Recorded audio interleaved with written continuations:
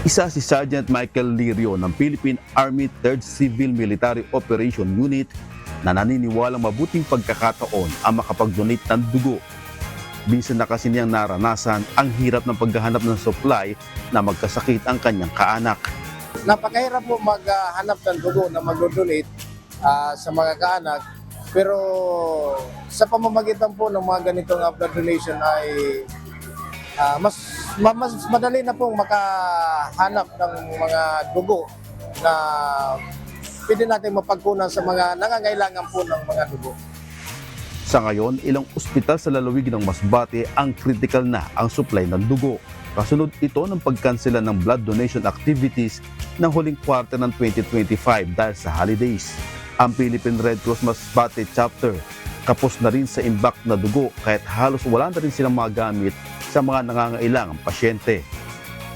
Sa ngayon po talagang masasabi natin na nasa critical level tayo ng blood supply natin kasi halos po marami pong mga blood request na hindi pa po natin nasa-serve gawa po ng kakulangan po natin ng dugo. Sa taong ito, nagsagawa ng muli ng blood donation sa lalawigan sa Kapitol ng Gaisano at tuwang ang Members Church of God International o MCGI.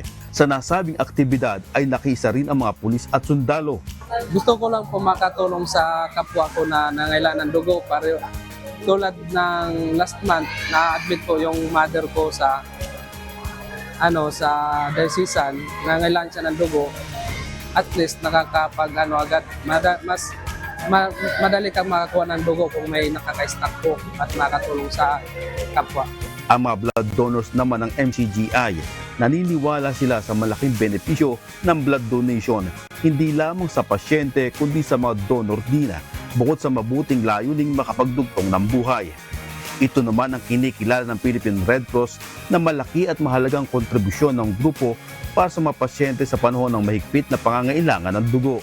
Okay, tapos yun yung pinaka-importante. Magbigay tayo ng dugo, nagbibinefits ang katawan natin, saka nakapagdugtong tayo ng buhay doon sa mga nangangailangan po ng dugo. Habang tayo may pagkakataon, gumawa tayo ng mabuti sa lahat. Kaya itong pagkakataon nito ay i-grab natin ito na makatulong sa ating kapwa-tao.